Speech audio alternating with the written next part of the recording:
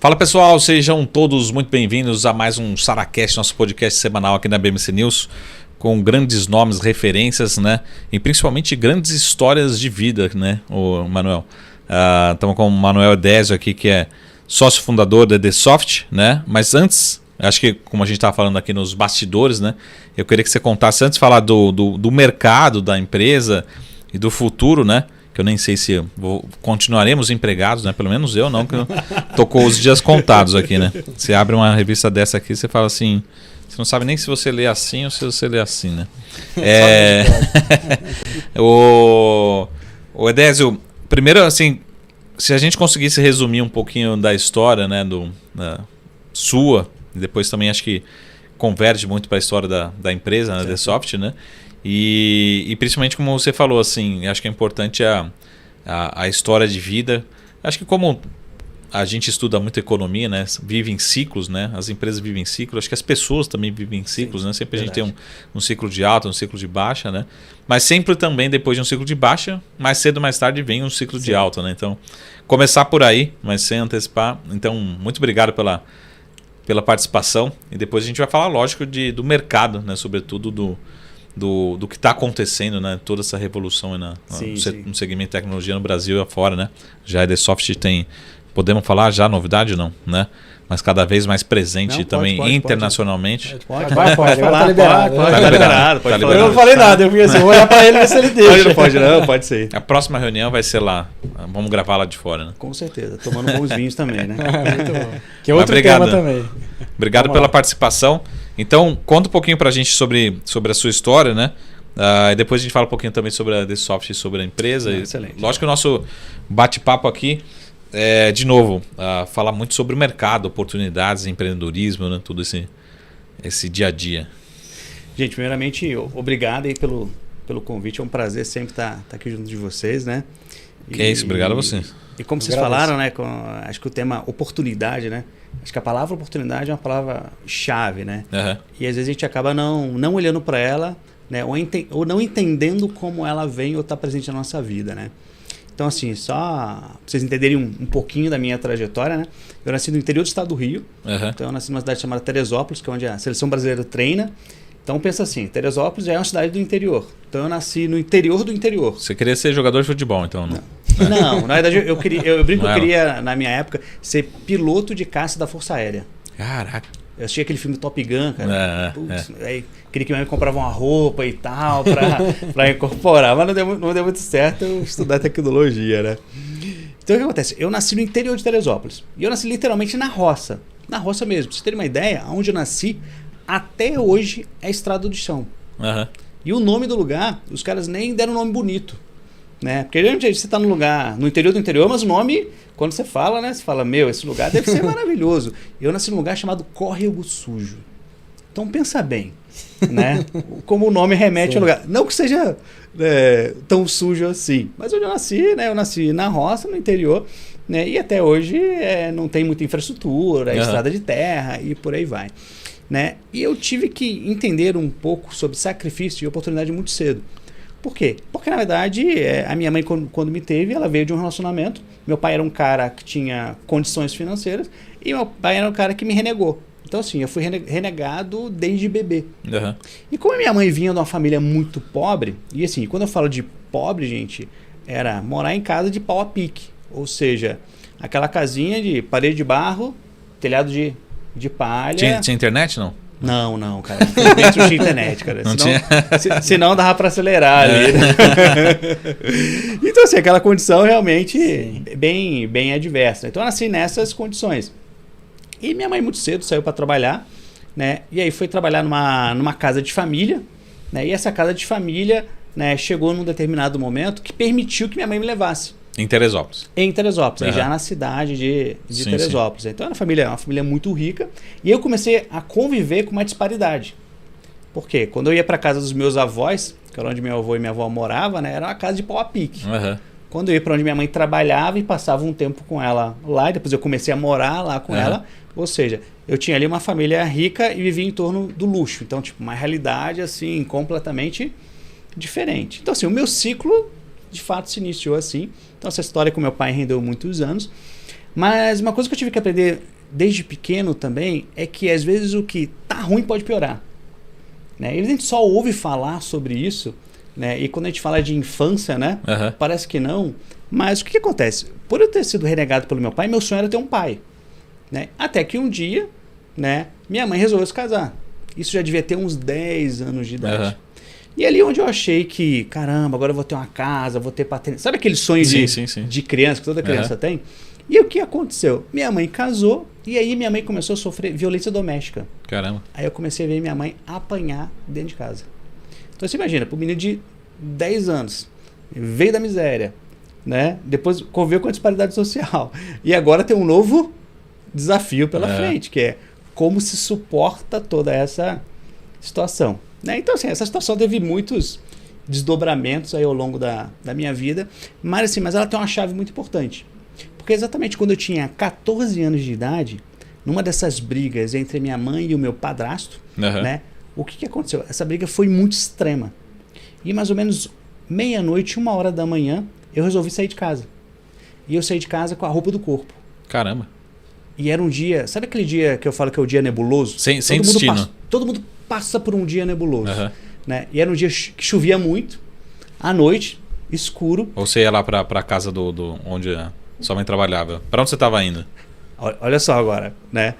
Primeiro eu saí de casa sem destino. Eu só queria sair daquela situação. Tá. Saí de pé no chão, de uma calça de moletom e uma camisa dessa comum branca, né? E fui debaixo de chuva andando. Né? E o que aconteceu? E no meio do caminho me veio no meu pensamento o seguinte: caramba, eu vou para casa do meu tio. Então minha mãe morava num lugar, meu tio morava no centro da cidade. E aquele horário não tinha mais ônibus e outro. Eu tava debaixo de chuva, a pé, todo sujo, todo lameado, né? E fui caminhando, né? E ao caminhar, né, passando por uma avenida, que é uma avenida que o final dela daria próximo onde meu tio morava, né? Eu digo que acho que poucas pessoas já passaram por essa experiência, a gente acha que são poucas, né? Mas quanto mais a gente conversa com as pessoas, às vezes a gente percebe que isso acontece na realidade de muita gente em momentos diferentes. Mas naquele dia eu pensei em tirar minha própria vida, cara. Porque eu não suportava aquela situação. Caramba, com 14 anos. Era muito difícil para mim. Né? Ou seja, ter passado por aquilo tudo, meu pai ainda me rejeitar, né? Viver isso tudo. Então naquele dia caminhando, na hora que passou um carro, eu falei, cara, eu vou me jogar debaixo desse carro. Né? E ali eu falo que é aquele momento que você sente a voz de Deus falar com você e falar, não, isso não é o seu fim. Não é isso que eu tenho para você. Né? E aquilo me fez caminhar. Até eu chegar na casa do meu tio. Né? E aí meu tio me viu naquela situação. Nem sabia muito o que fazer. Mas ali naquele dia me virou uma chave. Porque foi naquele dia que eu parei e pensei assim, bom, eu não posso contar com ninguém. Né? Meu pai me rejeitou. Né? A situação que eu vivo, em casa eu não consigo voltar. Em casa eu não consigo voltar. Não tenho muito o que fazer. E não tem ninguém que eu possa contar. Ou seja, foi ali que eu entendi que eu deveria depender apenas de mim. E ali, né, eu tenho uma frase que eu tiro dali, que é que eu levo até hoje, e depois a gente vai conectar essa frase na história da Edersoft. Sim. Porque a situação era toda muito difícil. E eu falei pra mim assim, caramba, precisa ser tão difícil assim? Ou seja, não precisa ser fácil. Mas também difícil no extremo, assim. É difícil demais. E ali, na verdade, né, eu falei, caramba, eu preciso parar, eu preciso me dedicar, eu preciso estudar alguma coisa. E eu preciso focar, ou seja, eu preciso gerar uma oportunidade, porque assim, a oportunidade, ela não vem até você, na verdade a oportunidade ela é gerada. Né? E quando ela chega, você está preparado para que você possa atender aquela oportunidade. E aí foi onde eu resolvi começar a estudar tecnologia. Caramba, 14 anos. Com 14 anos de idade. E começava a estudar tecnologia ali, comprando aquelas revistinhas na banca, né? Porque vendiam as revistinhas na banca, que tinham uns CDzinhos, tinham uns disquetes, né? Então fui começando... Disquete, o Alex não sabe o que é disquete. Então, eu sei. Você precisa fazer... É verdade, né? Fazer a tecla SAP, a tradução. Ou seja, disquete é um dispositivo... Quando a gente fala isso hoje, né? Parece até sacanagem, né? Porque a gente pega um pendrive desse tamaninho e a quantidade de disquete computador inteiro, que cabe dentro de um pendrive, cara, sei lá, acho que não caberia aqui nessa sala o tanto de disquete, né? Um disquete não cabe nenhuma foto, né, de hoje em dia, né? Não cabe nenhuma foto de hoje em dia. É exatamente isso, né? A capacidade dele. E aí comecei a estudar ali tecnologia, comecei a me interessar. Aí tive a oportunidade de autodidata, assim, aprendendo sozinho. Autodidata. Aí depois eu tive a oportunidade de fazer alguns cursos, né? E aí realmente comecei a fazer alguns cursos até que eu consegui entrar para o mercado de trabalho. E aí consegui entrar para o mercado de trabalho. Isso morando na casa do seu tio? Não, na verdade, o que acontecia com essa situação toda da minha mãe? Que acontece muito, né, com as mulheres de hoje em dia, mas acho que muito mais com as mulheres de antigamente. Porque às vezes a mulher se vê numa condição que ela acha que ela não consegue sair. Por conta da dependência financeira, por conta de não ter um amparo familiar. Então, sempre que isso chegava num extremo, o que acontecia? Tudo depois ficava bem em casa. Tá. Minha mãe ficava bem, o padrasto ficava bem, e a coisa ia bem por mais um certo tempo. Por mais um certo tempo. Mas eu sabia que era uma bomba relógio. Ou seja, novamente, aquilo em algum outro momento ia estourar de novo. E aí foi onde, de fato, eu comecei a correr atrás. Então, eu voltei para casa lá da minha mãe, até para dar um apoio para ela ali, e segui estudando. Né? E aí, mais ou menos com 15 anos de idade, comecei a trabalhar na área de tecnologia. Lá em Teresópolis? Lá em Teresópolis ainda. E aí fui trabalhar por um grupo que era um grupo de lojas de varejo, e eles tinham hotéis também. E na época eu entrei para trabalhar o que a gente chamava de CPD. O que era o CPD? CPD era a sala que tinha um computador e tinha impressora. Hoje em dia, né, cara, você entra na... CPD tem uns que é um prédio inteiro, né? Hoje em dia você entra numa central de uma empresa, é um negócio não tem nenhum absurdo, né? 2, 3 funcionários para... Exatamente, né? E naquela época eu era uma impressorinha, né? Que não era uma impressorinha colorida, né? Aquelas impressorinhas matriciais que botava fita para imprimir. Né? E a gente recarregava as fitas para render com WD-40. Fazer um barulho desgraçado. Abria a fita e recarregava com WD-40 para render mais. Né? E aí comecei ali a trabalhar, né? Ainda como aprendiz, mas naquela época eu já programava. E aí o que acontecia? Eu comecei a observar né, o que os sistemas não atendiam. Essa empresa existe ainda hoje? Não? Existe até hoje. Legal. Até hoje. Tá. E tanto as lojas quanto o hotel existem. O grupo existe até hoje.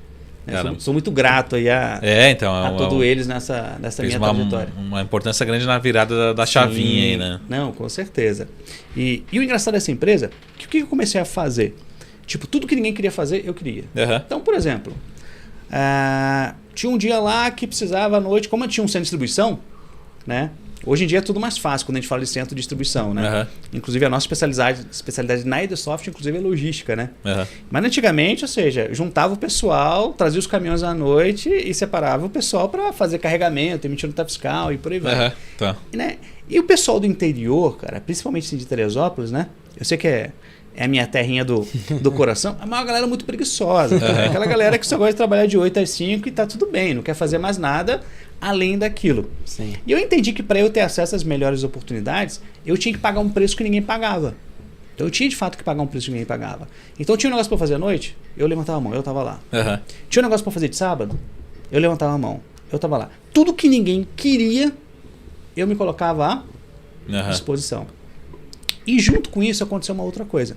Porque eu estava ali trabalhando, mas, ou seja, Teresópolis é uma cidade pequena, tem ali uma realidade. Sim. E eu queria, na verdade, ganhar o mundo. Desde essa idade eu já queria ganhar o mundo. Só que eu sabia... Não é natural ir para o Rio de Janeiro, lá, quem está em Teresópolis? Não, na verdade, o pensamento do pessoal de Teresópolis é assim.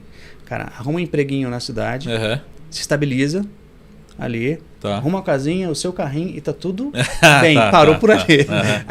Sabe aquela conversa de pai e mãe? Que essa é a ambição média. Exato. Não, na cidade, quem tem isso, o outro olha e fala assim, rapaz, por que você tá querendo mudar? Por que você quer ir pro Rio? Por que você quer ir para São Paulo? Né? Então, ou seja, as pessoas têm uma régua muito, muito pequena, de fato, a nível de ambição. É coisa do que o interior provoca, às vezes, na gente, né?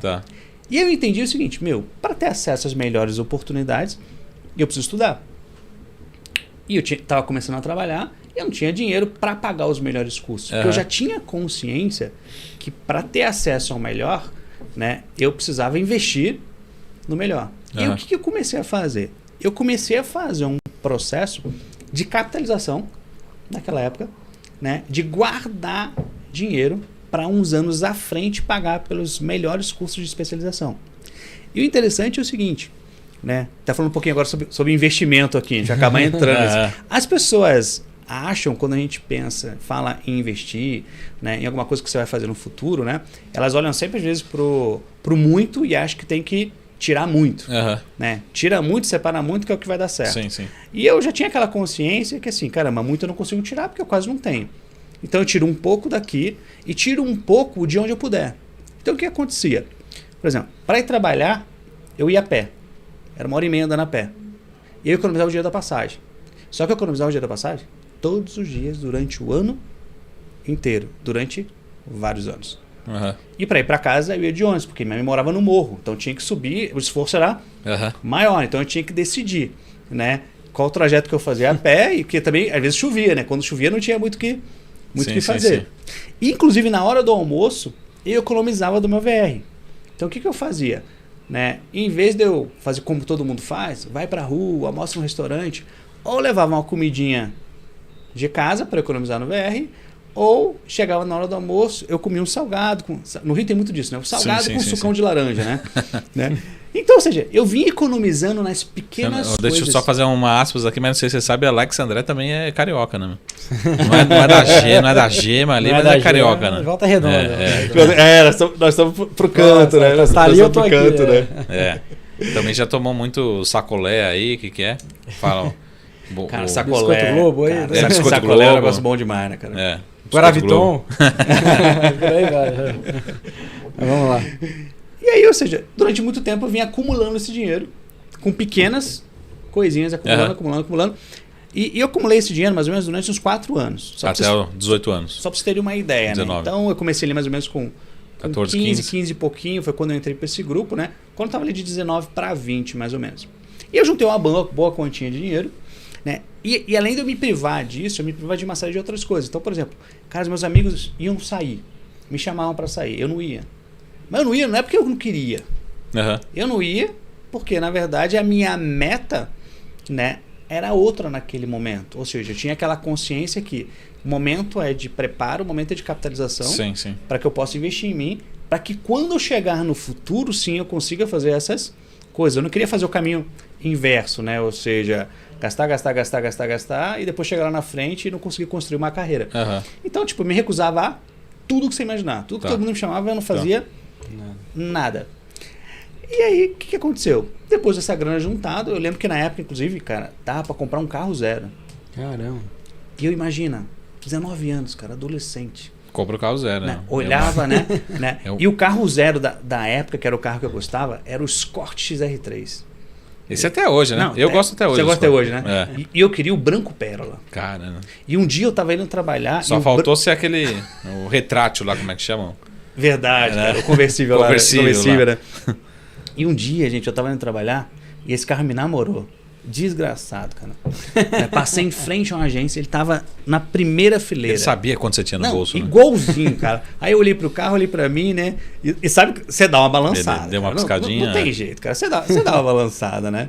Mas é onde você precisa entender que o que é se privar de verdade, né? Fala assim, cara, não é o momento de fazer isso. Ou seja, o carro, na verdade, não ia me ajudar a trabalhar. O carro não ia botar dinheiro no meu bolso. Uhum. Na verdade, o carro era um item de conforto naquele momento. Então, ou seja, o carro não ia me dar renda lá na frente. O que ia me dar renda, que era investir nos meus estudos. Eu falei, não. Né? E aí, o que aconteceu na sequência? Eu tirei um período de férias prolongado, porque eu acumulei férias durante vários anos, eu não quis tirar férias também. Uhum. Vim acumulando, porque eu sabia que na hora que eu parasse para fazer os melhores cursos, né, eu ia ter que dedicar um tempo para isso. Tá. E eu tinha sempre sonhado em estudar em São Paulo. Né? Porque a gente que é do interior de Teresópolis, cara, quando falava São Paulo, Avenida Paulista, né? Hoje fala Faria Lima, né? Mas naquela época, cara, a Avenida Paulista, botar o pé na Avenida Paulista era o sonho de quem era do interior, né? E aí, ou seja, eu comprei um leque de cursos, né? E vim para São Paulo estudar. E eram todos cursos de especialização. Uhum. Porque eu sabia que o curso de especialização é que me agregaria para conseguir se ingressar no mercado de trabalho. E vim para São Paulo, fiquei aqui uns 2, 3 meses estudando. Né? Pagando hotel, aí eu almoçava, tá, gente? Aí eu almoçava, eu jantava, tinha juntado uma grana ali. Então vim fazendo uma série de cursos. Legal. Uhum. Né? E quando eu estava para terminar ali entre o último curso, o que aconteceu? A multinacional que ia fazer o curso tinha aberto uma filial no Rio. Tá. E eu falei, opa, abre lá no Rio, o mesmo curso que eu vou fazer, lá para mim isso é mais barato. E ou seja, eu fui terminar a minha formação no Rio de Janeiro, né? E quando eu fiz o último curso dessa formação no Rio de Janeiro, né? Por isso que eu falo, cara.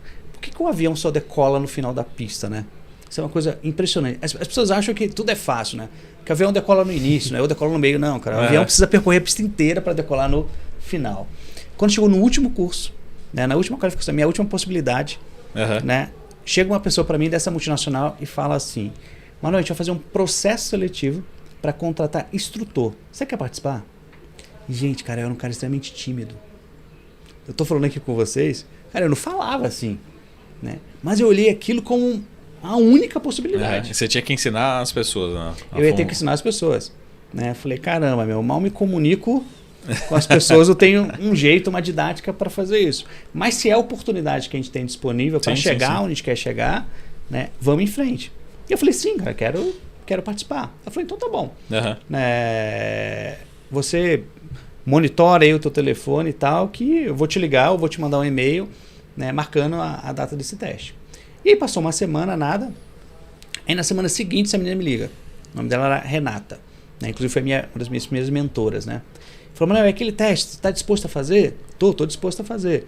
Eu falei, quando, Renata? Ela falou, então, amanhã, cara. Aí eu falei, amanhã? A voz até deu aquela embargada, né, cara? Não, porque você espera que vai ser uma semana. Mas aí não vinha ainda a notícia pior. Que ela falou assim, amanhã. E assim, eu vou te dar um tema e você precisa preparar uma aula para amanhã. Ou seja, além de ser no dia seguinte, eu tinha que preparar um tema, né, para dar uma aula no dia seguinte. Processo seletivo. O Alex tá sendo bonzinho com o pessoal aqui. Tá sendo bonzinho? Geralmente o Alex ele liga 2 horas da tarde e fala assim, você tem que vir aqui até às 5 da tarde, né? No mesmo dia, já com a apresentação aqui. Apresentar um case. Mas eu digo que são as melhores situações, né, pra gente testar as nossas habilidades, né? Essa que é a grande verdade, né? E aí eu falei, não tenho escolha, né? Falei, beleza, amanhã eu tô aí. E, gente, assim, naquele dia até a madrugada, eu preparei a melhor apresentação da minha vida. Porque eu entendi que aquilo era a minha única possibilidade, a minha única oportunidade. Tá? E é ali que eu queria, de fato, entrar. Até porque quem é da área de tecnologia, poder trabalhar com uma multinacional, e era uma multinacional que fabricava compiladores. Então, eu ia estar do outro lado, né, dos bastidores, né? Eu ia estar do lado de quem fabrica o compilador para quem para quem desenvolve, né? E aí eu fui, né, para essa apresentação, né? E assim, eu sempre tinha comigo, né, uma questão que era assim, sempre que você vai fazer, faça o seu melhor. Ela não tinha pedido material, eu escrevi um material. Ela não tinha pedido uma apresentação em PowerPoint, eu escrevi uma apresentação. Ela não tinha pedido para ir de terno e gravata. Eu levei o nível, tudo que eu posso entregar, eu vou entregar. E fui lá e fiz a minha melhor apresentação, né? E aí, né, ela falou, ela não fala nada na hora, né? O pessoal quando avalia a gente, né? Olha, faz aquela cara assim, né? Tipo assim, faz umas perguntas ali, né? Para testar o nosso emocional, né? Falei, então, a gente vai avaliar aqui e depois a gente liga dando resultado. Eu falei, beleza. 2 dias depois essa menina me liga. E ela fala assim para mim, Manuel, você foi aprovado. Só tem um problema. Porque sempre é assim, cara. Né? Nunca, a notícia, rapaz, a notícia boa, né? Ela vem, mas sempre tem uma vírgula no meio do caminho, né? Ela falou assim, eu preciso de você em 1 semana aqui no Rio de Janeiro. Eu falei, ok, né? Não tenho escolha, né? Então você imagina, para o menino no interior, que em Teresópolis, quando você fala de Rio de Janeiro, né, as pessoas querem distância do Rio de Janeiro. Por conta da violência, por conta de uma série de coisas. E aquele pensamento pequenininho, né? Ninguém aceita trocar Teresópolis por Rio de Janeiro. E detalhe, eu ia ganhar o mesmo salário. E aí quando eu falei isso para minha família, assim, você tá louco, cara. Tá parecendo comigo aí, será, velho? Troca ideias por... Como assim, cara? Podia ser Alex Soft. Né? Boa. Aquela história aí. E assim, cara, como assim? Você vai pro Rio de Janeiro, aí começa assim, ó. Aí vem o terror, né? Aí vem os bloqueios, as pessoas vêm tentando inserir os bloqueios em você, né? Verdade. Como assim? Você vai pro Rio de Janeiro, né? Lá é perigoso, você não pode virar a esquina, é bala perdida, vai arriscar sua vida e pelo mesmo salário. Não, fica aqui. Aqui você tá com o futuro garantido, né? Porque o futuro garantido, na verdade, é aquilo que a gente estava falando, né? Tá na média, né? Ou seja, tá na mediocridade ali, igual a todo mundo. Falei, não, é isso que eu quero, eu vou. E ninguém me apoiou, na verdade. E eu fui embora. E ali, quando eu entrei para essa multinacional, assim, foi um desafio atrás de desafio. Porque o primeiro desafio né, é que, cara, eu não tinha habilidade para dar aula. Aham. Aí, segundo desafio, depois que eu cheguei lá, é que falaram que eu tinha que passar numa prova de certificação, e era tudo em inglês. E eu não sabia inglês. E aí me deram 30 dias para estudar, para fazer a prova. Aham. E que se eu não fosse aprovado, não tinha como ficar. Caraca. Eu falei, ainda bem que vocês me falaram isso antes, né? Porque quando fala antes, você pensa até em voltar para trás, né? Depois que eu passei na prova de certificação, aí vieram com outra notícia. Que para dar aula eu tinha que passar na prova de instrutor. Tinha uma prova de instrutor. E a prova de instrutor, cara, assim, as pessoas que contavam que passavam na prova, as pessoas falavam que nego chorava, que nego desistia, que nego tremia. Eu falei, meu, que negócio é esse, cara? Que prova é essa? Porque era uma prova técnica e psicológica ao mesmo tempo. Aham. Que você ficava 3 dias imerso na multinacional com os caras te chicoteando dia e noite, né? Então eu tive que passar por isso tudo. Prova não foi no BOP, não, que você passou? Não, cara, loucura. Não, essa prova era loucura. Logo que você viu os caras desistindo e chorando no meio do caminho, você fala, meu, que é isso, cara? Mas era porque eles submetiam as pessoas... Sim. Como era a multinacional que estava por trás, Aham. eles submetiam as pessoas a uma situação de estresse para ver como é que ela se comportava na comunicação. Por quê? Dependendo do que ela fala na sequência, ela compromete inteiramente o trabalho de quem está por trás. Aham. Então era justamente para ver o quanto de inteligência... Antigamente a gente não falava inteligência emocional, né? Na verdade, ali eles testavam o quanto de inteligência emocional você tinha para poder seguir em frente. E eu consegui ser aprovado nessa prova. E ali, depois disso, na verdade, que começou de fato assim, a minha carreira... O que você passou no passado era fichinha, né? Era fichinha. E tem um negócio no meio do caminho, cara, que eu não contei pra vocês. Quando eu fiz 18 anos de idade, lembra que meu pai me rejeitou? Sim. Isso correu um processo na justiça durante a vida inteira, né? E eu ia na frente do juiz, meu pai falava que não era meu pai. Cara, isso tudo eu vi de... Caraca. Vi a família do meu pai assim, não, ele não é filho dele, não. E assisti isso. E era pequeno. Hoje em dia, jamais você coloca uma criança na frente do juiz para falar sobre... Antigamente não tinha muito disso, não. Né? E aí o que aconteceu? Com 18 anos de idade, saiu a sentença do meu processo, porque aí veio o exame de DNA, foi pedido o exame de DNA, meu pai se negou a fazer o exame de DNA, e aí o juiz deu causa ganha. E o que aconteceu? Né? E aí o meu pai tinha que me indenizar por 18 anos. E meu pai sempre foi um cara bem sucedido, sempre foi um cara bem de vida. E eu vi a vida inteira minha mãe falando desse dinheiro. Tá. E quando esse dinheiro sair, quando esse dinheiro chegar. E eu costumo dizer o seguinte, às vezes as pessoas se prendem em algumas coisas e deixam de viver a vida pensando nesses cis. Quando esse dinheiro chegou, que eu tinha que receber esse dinheiro, aí eu virei pro meu pai e falei assim, eu não quero dinheiro. Como assim? Não quero dinheiro, cara. Tá aqui o dinheiro de volta. Esse dinheiro me trouxe muita tristeza e muito sofrimento. Não vale a pena. Se eu tiver que construir alguma coisa, eu vou construir por mim. Eu não quero seu dinheiro para construir nada. Isso quando que foi? Quando que saiu? 18 anos. Quando eu tinha 18 anos de idade. Tá. Quando você tinha 18. Que eu ainda tava naquela luta, juntando dinheiro para poder estudar. Mas independente de precisar ou não, eu me desprendi de fato naquilo. Minha mãe ficou sem falar comigo um tempo ali depois. Né? Depois voltou a falar. Né? Mas eu entendi o seguinte... Aí de vez de um pai brigar, você tinha o pai e a mãe brigando. Né? Exatamente. E o que eu entendia com isso? Eu entendi que, na verdade, eu tinha que gerar minha própria oportunidade. Né? Eu não queria que nada fosse uma base financeira para eu conseguir o que eu tinha que conseguir. Né? Ainda mais naquele momento, que eu já tinha superado tanta coisa. Né? Então, esse é um fato curioso do meio do caminho. E só para a gente fechar a trajetória profissional, porque assim, ela é muito longa, tá? Mas uma coisa importante que é legal a gente frisar, que quando eu entrei para essa multinacional de software, o mesmo comportamento que eu tinha quando eu entrei para aquele grupo lá em Teresópolis, eu tinha na multinacional. Tudo que ninguém queria, eu queria. Então parecia assim, por exemplo, vai aparecer uma oportunidade para dar uma palestra no lugar. Só que assim, não recebe, não paga transporte e não paga hotel. É tudo com você. Ainda tem que estudar para dar palestra e tem que ir bem, né? Que se for mal... Isso aí a gente faz até hoje. Pega, né? Isso a gente faz até hoje. Aí o que acontecia? Ninguém queria. Não tem ajuda de custo, eu não quero. Eu levantava a mão e falava, eu... E não importa onde era, cara. Desde uma palestra pequena a uma palestra grande. Eu sempre tava. Aí apareceu uma oportunidade de escrever artigo para revista. Ninguém queria porque não pagava. Não paga nada. Aí eu falava assim, cara, eu quero. Então você tem uma revista aqui para comprovar aqui. Cadê a câmera aberta aqui? Essa foi uma revista 2008. Que eu escrevi. Isso aí. Meu artigo foi um artigo de capa, né? Edição número 100, aí uma edição de aniversário. Tem uma foto de um garoto aqui. né? Não, quem olha esse garoto ali, né? Magro. Se você Aqui no olhasse canto. nessa época aí a minha camisa social, sabe aquelas camisas social que você coloca que você vê que tá meio desajustada, né? Melhorei bem, cara. Eu falo que melhorei bastante. E aí, tipo, aí aparecia a oportunidade para escrever pra revista. Ninguém queria. Eu falava assim, não, eu quero escrever. E o que acontecia? Eu começava a escrever e sempre tudo que eu fazia com excelência. E eu me tornei o cara que melhor escrevia pra revista. Aí os caras começaram a me pagar. Aí depois os caras começaram a me pagar, aí uma hora eu cheguei e falei, cara, agora eu também não quero mais. Já cansei disso daqui, vou buscar outra coisa para fazer. Boa. Então, assim, eu sempre fui movido ali pelos desafios, né? Tanto que na minha trajetória como instrutor, eu fui eleito o melhor instrutor do Brasil durante 2 anos consecutivos. Eu era o único cara da empresa que dava aula de programação para deficiente visual, né? Que é um negócio é surreal, cara. É surreal. Eu tinha aluno na sala que enxergava que o cara falava assim, né? Como pode, né, o deficiente visual ter essa sensibilidade? Né? O cara produz muito melhor do que um cara que enxerga.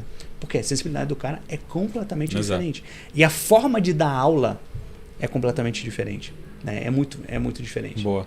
Edésio, vamos fazer um rápido break. É coisa de 1 minutinho. E a gente volta. E agora a gente volta para falar um pouquinho da Edsoft e também do mercado, né?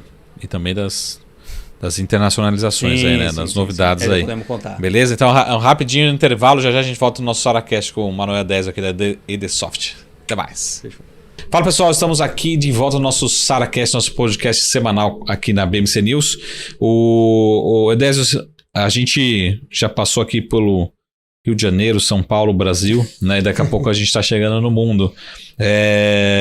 Mas vamos agora, nesse segundo bloco, falar um pouquinho da Edsoft, quando que surge a Edsoft, né? E falar um pouquinho também das especialidades. Legal. E eu queria que você abordasse também um pouquinho, acho que o tema desse bloco, que é um pouquinho do futuro da profissão, né? A gente vê muita oportunidade, a gente vê também substituição muito rápida da tecnologia, né? Vamos pegar aqui algumas linguagens aqui dessa revista, talvez. É legal, hoje a gente chama de legado. Né? Linguagens legadas, né? Aqui eu abro aqui assim, o C++, né? Quem talvez... Mas, C++ é usado até hoje. Mas, por exemplo, Clube Delphi PHP, PHP, né? Delphi é legado, PHP é legado hoje também. Então, são que era o nome da revista, praticamente. Exato. A revista tem que mudar de novo depois.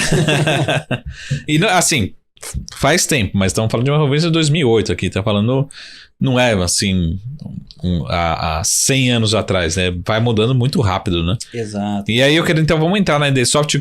Qual que é a especialidade realmente da Edsoft? Né? Quais são os serviços? E assim, tem o site também aqui, se quem quiser acessar, pode acessar lá, procurar mais informações, né? Legal, vamos lá então. Como surgiu a Edsoft? Exato. Depois da minha carreira nessa multinacional de software, né, eu passei por todos os setores da empresa, essa que foi a verdade, primeiro comecei a dar aula, depois fui para a área de programação, depois fui para a área de projeto, depois os caras me colocaram na área comercial. Não, olha só que loucura. Eu passei por todos os setores que eram os setores mais importantes de uma corporação.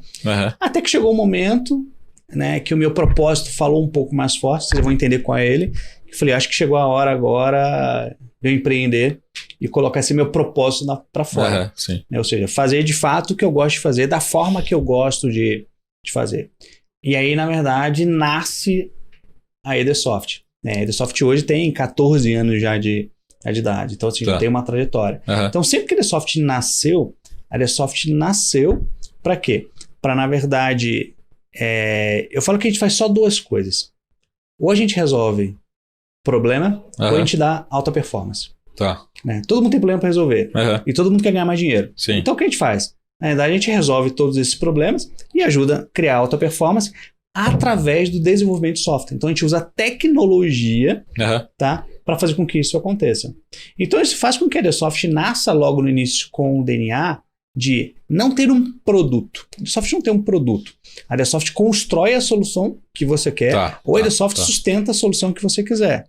Em qualquer mercado, em qualquer vertical. Ou seja, pode ser um e-commerce, pode ser um aplicativo, pode ser o que você quiser. Então, a gente sempre entendeu que esse era o nosso DNA. Ou seja, entender a dor e depois de entendida a dor, né, olhar e falar, a sua melhor solução é essa, a sua melhor solução é Essa. E isso, gente, é uma coisa tão interessante, né, no meio dos nossos clientes, porque tem coisas que os nossos clientes ficam surpresos com a gente. Uhum. Porque às vezes o cara traz uma dor, a gente olha pra dor dele e fala assim, bom, eu não quero ganhar seu dinheiro fácil. Sim. Já tem um negócio pronto no mercado que faz isso. Não faz sentido eu desenvolver pra você. Tá.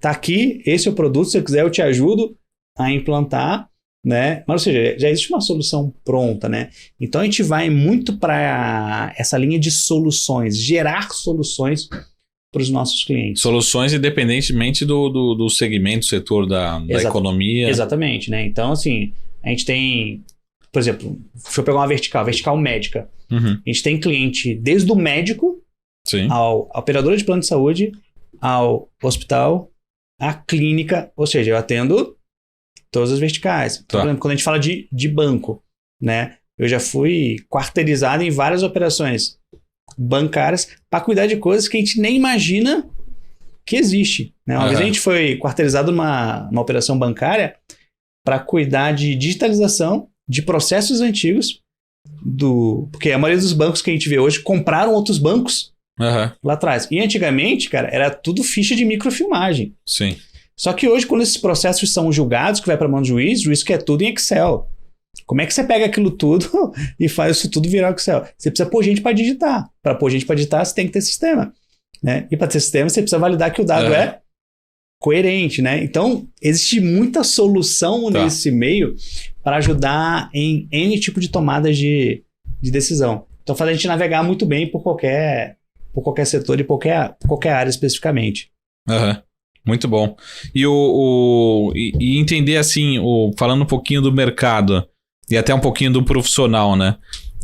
Como é que você vê e que tipo de profissional que você contrata? Enfim, quais são as dores maiores das empresas, né? Que tipo de tecnologia que você usa? Então, de novo, para entender um pouco do dia a dia da EDSoft, né? Talvez vale desde... Eu vou fazer alguns exemplos aqui que podem ser totalmente errados, né? Mas assim, passa por um CRM, passa por um site, passa por um processo de venda, passa por um controle de estoque, enfim. Quais são as necessidades, as principais dores assim, do cliente? E para entender que tipo de ferramenta que a gente usa e depois eu quero entender também como que você também provavelmente conversa com outros sistemas, né? Então, às vezes tem que conversar com o SAP, tem que conversar lá com o sistema de pagamento, enfim, colocar um pouquinho pressão.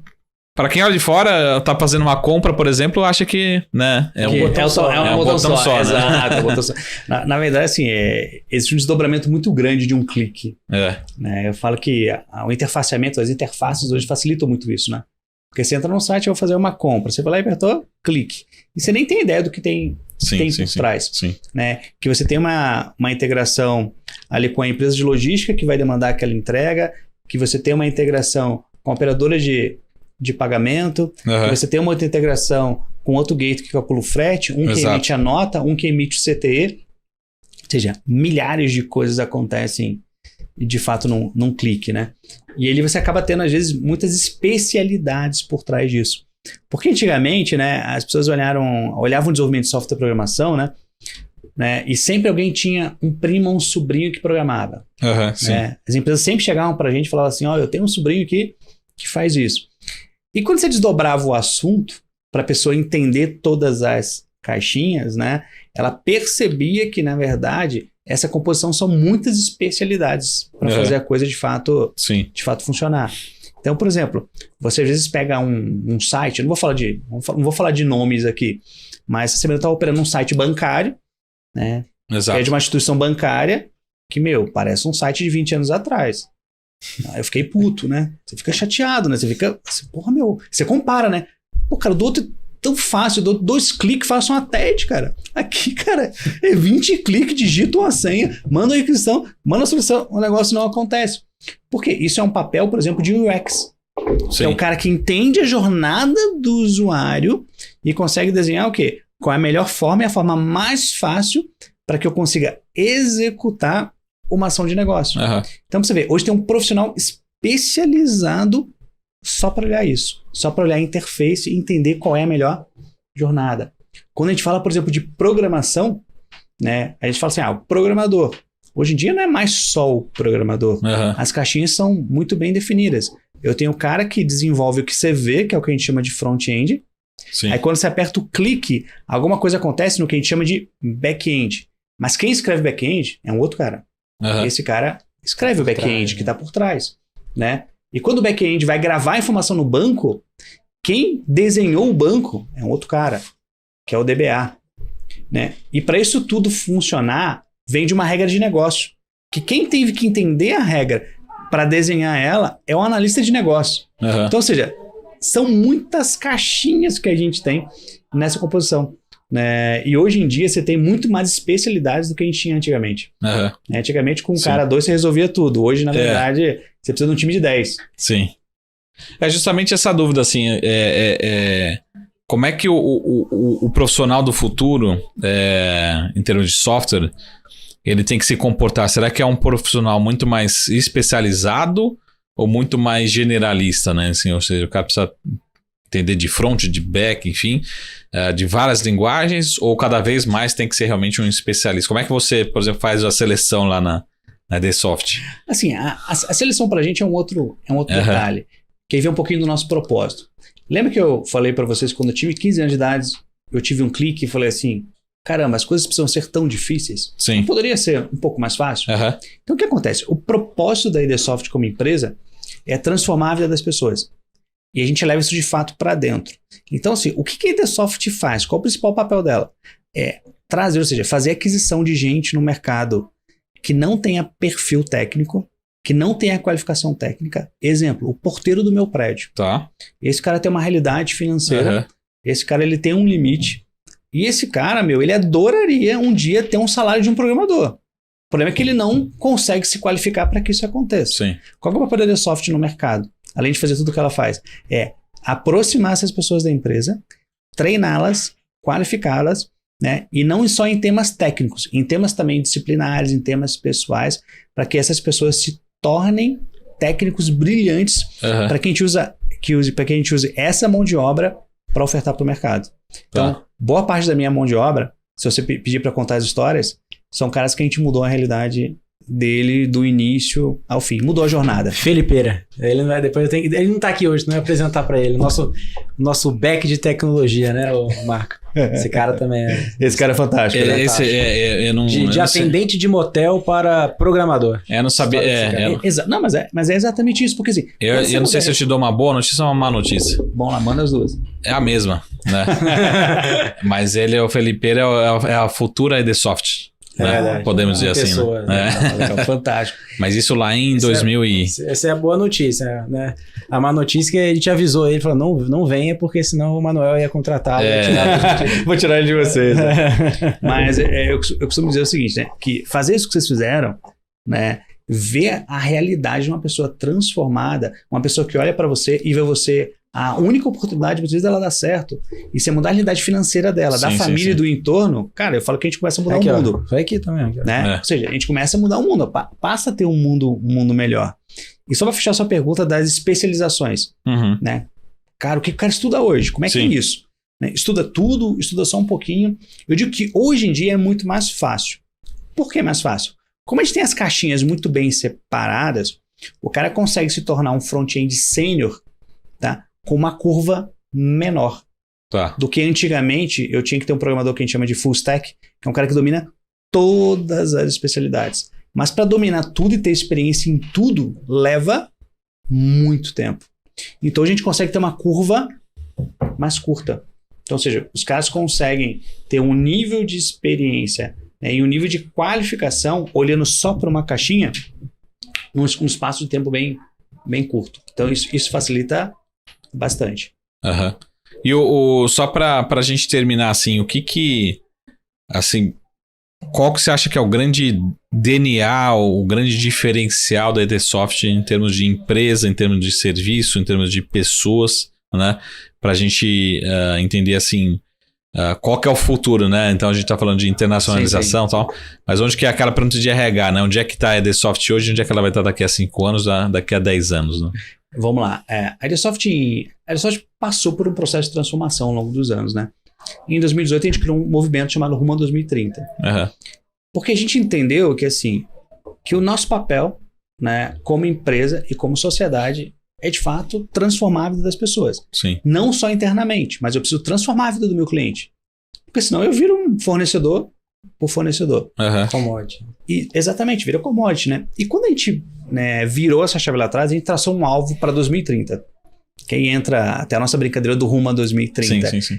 Que é 2030, a nossa meta é o quê? É transformar a vida de 1.500 colaboradores. Então, esse é o nosso primeiro alvo. A gente já tem a meta para 2040 já dentro de casa já. Mas o primeiro alvo é o quê?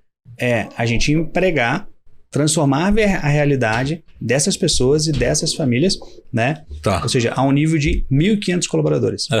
Então, a nossa principal meta é gente. Tá. Ou seja, é capital humano de fato transformado. E claro, isso, ou seja, agregado a o que a gente faz, o que a gente gosta de fazer, transformando a realidade dos negócios dos nossos clientes. Porque o nosso maior DNA, quando a gente fala do cliente, é o quê? A gente entra no cliente, a gente quer entender a dor do cliente. A gente quer entender o seguinte, cara, como eu posso fazer você ganhar mais dinheiro? Como é que eu posso otimizar essa tua operação? Às vezes a gente pega times nossos e coloca dentro do cliente sem cobrar nada, tá? Só para ficar olhando o que o cliente faz. Cara, deixa a gente ficar aí um mês olhando. Ah, pra quê? Não, eu quero ver se tem algum ponto de melhoria para poder te sugerir alguma coisa. Então, assim, isso é difícil ver no mercado. Alguém que se preocupa com o seu negócio. Porque todo mundo quer vender, né? Todo mundo quer vender projeto, todo mundo quer vender posição de trabalho, mas ninguém, de fato, quer entender a tua realidade, ver o que eu posso melhorar. Exatamente, cara. A gente precisa ter isso pelas pessoas. E a gente estende isso, a gente faz com que a nossa equipe, o nosso time tenha isso, de fato, com o nosso cliente. Muito bom. Acho que a última pergunta do meu lado aqui, também depois de deixar o espaço, eu vou até colar aqui, mas também já aproveitando para deixar o endereço certo aqui, né, de vocês. Excelente, cara. É edsoft.com.br, né? Isso. E o Edsoft é lógico que é de Edésio, né? Exato, isso mesmo. Edsoft.com. Veio de Edésio e ficou. Então, mas a pergunta, assim, é só pra gente terminar, que eu acho que é uma pergunta que a gente recebe, e você deve receber muito, que é em relação ao RH, né? A gente vê muita empresa contratando nesse ano de 2023, muita gente demitindo, né? E grande parte que contrata a empresa de tecnologia, grande parte que demite a empresa de tecnologia, né? Sim. Muito alto. Então essa é a preocupação, assim, como é que ou deve ser o futuro do profissional no setor? Vai continuar, porque a gente teve em 2020, 2021 principalmente, agora você vai me xingar, né? Mas é de certa forma, uma demanda muito grande, mas acho que talvez até um aquecimento, uma inflação mesmo, né? Com toda essa demanda que teve, até por causa da pandemia, tudo que teve que virar digital da noite para o dia, né? Esse talvez seja um dos efeitos. Então a pergunta é, como é que é o futuro, não só 23, mas para os próximos anos, do profissional realmente do setor, do segmento, né? Como é que você vê essa relação de demanda de um lado, mas também demissões de outro, né? De algumas empresas. Legal. Eu acho essa pergunta excelente. É excelente a gente poder tocar nesse ponto, né? Porque, de fato, assim, só para fazer um retrospecto, o que aconteceu com o mercado? Quando veio a pandemia, por exemplo, o ano de pandemia foi o ano que a gente mais cresceu. Sim. Por quê? Empresas de tecnologias foram muito demandadas. E qual que é o problema? Falta mão de obra no mercado. Sim. Muita demanda. Todo mundo querendo demandar. O que faz as empresas fazerem? A gente vai para o mercado e pega quem tem disponível. E quem que está disponível? São os melhores? Não, eu falo que hoje em dia não tem mais júnior. Sim. Todo mundo é pleno para sênior. Nem pleno, né? Todo mundo é pleno para sênior. Então, o que aconteceu? Muitas empresas foram absorvendo, tipo, não tenho o que eu quero, vem tu mesmo. E vem colocando essa galera para dentro, e foram se inflando. Na hora que a conta aperta, né? É igual conta de casa, né? Eu lembro de uma palavra que meu avô falava para mim quando eu era pequenininho, que ele falava assim, meu filho, custo é igual unha, se não cortar, cresce. E é um dever de casa, na verdade, isso. Quando você olha para dentro, você tem uma estrutura inflada, você vai olhar o quê? Qual é a eficiência dessa estrutura? Essas pessoas estão produzindo como deveriam produzir? Estão aqui tudo como pleno. Produz como pleno? Sim. Ou estão produzindo como júnior ou como estagiário? Então, o que começa a acontecer? Começa as empresas a olharem para dentro, né, e verem como é que elas podem ser mais eficientes. E aí, automaticamente, começa a vir cortes de todos os lados. Tanto que se a gente reparar e a gente olhar para as listas de demissão, vocês vão ver que a minoria dos demitidos são os programadores experientes.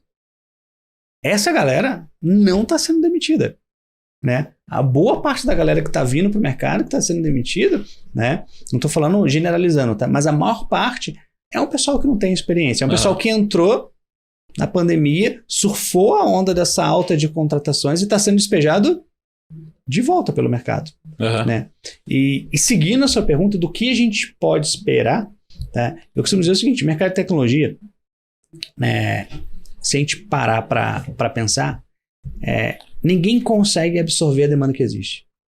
É uma demanda muito crescente, mas é uma demanda mais profissionalizada. É uma demanda mais eficiente. O mercado vai continuar demandando. E demandando forte, mas por profissionais que estejam qualificados. E detalhe, tem uma coisa que se perdeu muito, eu digo, nos últimos anos. Pessoas comprometidas a fazer o que tem que fazer. Né? Hoje você contrata um cara para trabalhar 8 horas, o cara quer trabalhar só 6 e ele acha que está certo. Né? Então a gente não vê mais gente comprometida como a gente via antigamente. E o home office, já que o cara de tecnologia ele já não tem esse costume de ir no escritório, como que funciona? Essa é uma pergunta que eu tenho bastante, né? Como que você sabe se o cara está trabalhando ou não, essa questão, né? Tem isso também? Tem isso também. Isso também, tem isso também, cara. Isso aí é um outro problema, que assim, coisas, eu falo assim, né? Sempre que você melhora um processo ou gera uma oportunidade, problemas novos aparecem. Vou falar que os caras vão me crucificar agora aqui, mas eu vou falar. Cara. O que aconteceu? Pandemia não teve o que fazer. Todo mundo foi para casa, todo mundo precisava trabalhar, então todo mundo de home office. E você tem 2 cenários. Você tem aquelas pessoas que já estavam acostumadas com o trabalho presencial, que sabem o quanto custa um deslocamento de 1h30 para lá e 1h30 para cá. Esse cara, bicho, valoriza demais o trabalho de home office. Porque esse cara sabe quanto custa 3 horas para deslocar. Sim. E do outro lado, você tem essa galera que foi absorvida, que nem sabe o que é um trabalho presencial. Não sabe o que é deslocar 1h30, 2, né? Boa parte dessa galera, às vezes, ela tá em casa, cara, achando que tá de férias. Sim. Né? E outra coisa, a palavra home office estraga um pouco o modelo. Sim. Porque home office, o cara acha que literalmente ele tem que trabalhar de casa. E a maioria trabalha de casa da mesa da cozinha. Então, ou seja, você não tem uma infraestrutura muitas vezes adequada para trabalhar. O cara não entendeu que ele pode trabalhar de qualquer lugar. Ele pode estar no café hoje, ele pode amanhã estar no outro lugar. Sim. Ele não entendeu isso. E junto com isso, né, vem os espertinhos, né, que está muito ligado, né, à cultura do brasileiro, que às vezes se dá bem. Olha para uma situação e fala, como é que eu me dou melhor nisso daqui? Sim. Que é aquele pessoal que vendeu 8 horas de trabalho para você e vendeu 4 horas de trabalho para ele. E durante um dia, o que ele está fazendo? Ele faz 8 e faz mais 4? Não. Ele pega as mesmas 8 horas, finge que trabalha para você 4 e finge que trabalha para ele 2, cara. Né? Ou seja, você está pagando 8, ele está pagando 4, mas a eficiência que é medida é uma eficiência completamente diferente. E aí como é que as empresas resolvem isso? Monitoramento. Não tem o que fazer. Precisa monitorar. Para saber de fato, ou seja, o que você quer saber é só o básico. E eu preciso saber, não é se o cara está performando ou não está, e se ele está tendo dificuldade ou não é. Não é nem isso. O que eu preciso saber é só o seguinte, se ele está trabalhando só para mim. Se no horário de trabalho... olha o ponto que a gente chegou. Eu quero saber se no horário de trabalho que eu estou pagando ele, eu estou remunerando ele está trabalhando para mim, ou se ele não está usando o meu horário para trabalhar para uma outra pessoa. Para operar cripto, de repente. Operar cripto, né? Fazer uma outra coisa. Então isso de fato virou um baita desafio. Então assim, cara, o home office é excelente para pessoas disciplinadas, cara. Para pessoas que dão valor, de fato, ao home office. Sim. Então assim, a gente tinha muito cliente que não permitia home office. E que ficava em localidades de extremo difícil acesso. A gente tinha que ter na empresa, que é uma empresa de software, gestão de frota, né? De carros de táxi de Uber, para mandar colaboradores para certos clientes, porque não tinha como chegar de ônibus. Então, para esses caras, para a gente home office, cara, foi algo maravilhoso. Mas você precisa entregar, ou seja, disciplina, você precisa entregar resultado, porque senão você quebra a confiança. Né? E quebrou a confiança, ou seja, todo o trabalho que você desenvolve, ele vai embora com muita facilidade. Muito bom. Pô, muito obrigado pelo papo. O papo passou muito rápido. Estivemos aqui com o Manuel Désio, sócio fundador da EDSoft. Eu tinha uma última pergunta, mas eu não vou fazer, porque Tem que perguntar o vinho. Eu tinha terminar o podcast sem dar uma dica de vinho. Eu tinha uma última pergunta para fazer, mas eu não quero saber a resposta, então não vou perguntar. Que isso? Não quero saber a resposta porque a pergunta é se eu vou continuar empregado nos próximos 10 anos, né? Então, né, como você sabe a resposta, mas... Mas deixa eu te falar uma coisa, ó. Dá pra gente chegar lá pro chat GPT e perguntar pra ele o que sobe amanhã e o que desce? Você pode falar assim... Se for, você usa o seu favor. Né? Você ganha mais 10 anos. Foi uma resposta... Ok. Mas vamos fazer o seguinte. Até tô pensando aqui. A gente pode fazer o seguinte. Então vamos fazer a gente sobe no nosso Instagram da BMC uma dica de vinho, então. Né? Excelente, fechado. Ou no story, no feed, né? Pode ser. E é o próximo lá na sede da EDSoft de Portugal. Com certeza. Estamos esperando vocês lá. Fechado. Mas obrigado aí pelo apoio, pela presença. Foi um prazer enorme ter você aqui. E lembrando, edsoft.com.br, né? Exatamente, edsoft.com.br. Quem quiser conhecer. E assim, a gente só aceita cliente com problema. Quem não tem problema não precisa procurar a gente, cara. Obrigado, gente. Obrigado. Foi uma honra estar aqui com vocês. Obrigado, não. Sempre um prazer aí. É isso aí, pessoal. Esse foi o nosso SaraCast dessa semana com o time da EDSoft, com o Manuel Dez, o sócio fundador. E a gente se vê aqui na semana que vem no nosso SaraCast da BMC News. Até mais. Tchau.